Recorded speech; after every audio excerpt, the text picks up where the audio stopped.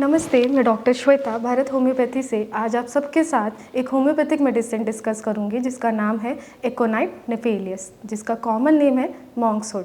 तो एकोनाइट नेफेलियस ना बहुत इंपॉर्टेंट मेडिसिन है और इसको हम one of the emergency medicine भी कंसीडर करते हैं। तो ये तो हर घर में होनी चाहिए। जैसे कि इसकी कुछ इंडिकेशंस है, इसकी 5 इंडिकेशंस हैं जो मैं आप सबके साथ शेयर करूँगी।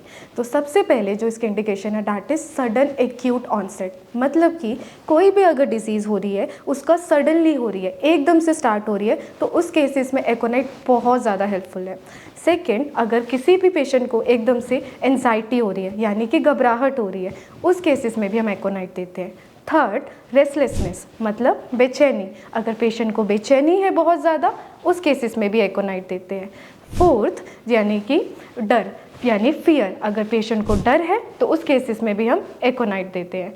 फिफ्थ, अगर पेशेंट को पेन है और वो पेन असहनीय पेन है तो उस केसेस में भी एकोनाइट जाता है। ये सारी इंडिकेशन कौन कौन से डिजीज़ में हो सकती है या होती है वो मैं आपके साथ डिस्कस करूँगी। तो सबसे पहले जो हम सबसे कॉमनली यूज़ करते हैं वो यूज़ करते हैं कफ एंड कोल्ड के अंदर। तो कफ एंड कोल्ड में क्या होता है कि अगर हम कोई भी ठंडी जगह पे जाते हैं, जैसे पहाड़ों वाली जगह पे, या फिर हमें ठंडी हवा लग जाती है, या फिर हम गर्म से सर्दी वाली जगह जाते हैं, जैसे कि कोई गर्म जगह से एसी वाले रूम में जाते हैं, और हमें जैसे हम एंटर करते हैं तो हमें खांसी, छींके यानी स्नीजिंग, या फिर फीवर, या फिर आंखों से पानी आने लग जाता है, तो इन सारी कंडीशंस के अंदर एकोनाइट बहुत हेल्पफुल है। इनफैक्ट ये बहुत इंस्टेंट रिजल्ट देती है। सेकेंड, रेस्पिरेटरी, अगर रेस्पिरेटरी में अगर कोई पेशेंट है जिसको ब्रोंकाइटिस है या फिर एस्थमा है और सडनली उसको एस्थमेटिक अटैक हो गए, उसको ब्रेथलेसनेस स्टार्ट हो गया, मतलब सांस लेने में एकदम से दिक्कतें आने लग गई, ऐसे केसेस में आप एकोनाइट ज़रूर रखें अपने पास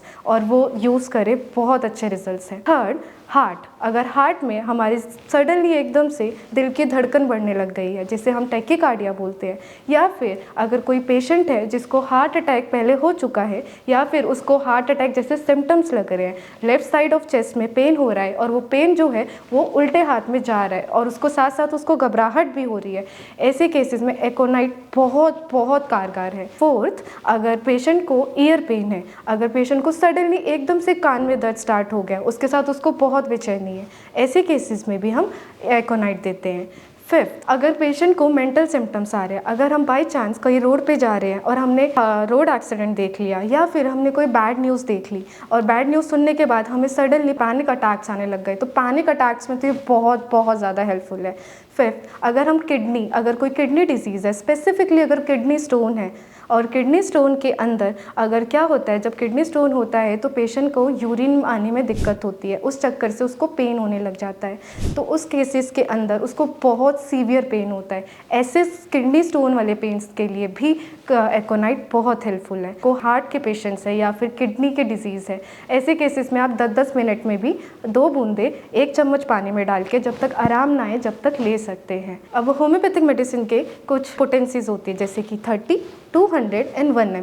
जो 30 डोजेज़ है वो आप सब अपने घर में यूज़ कर सकते हैं, कॉमनली यूज़ कर सकते हैं।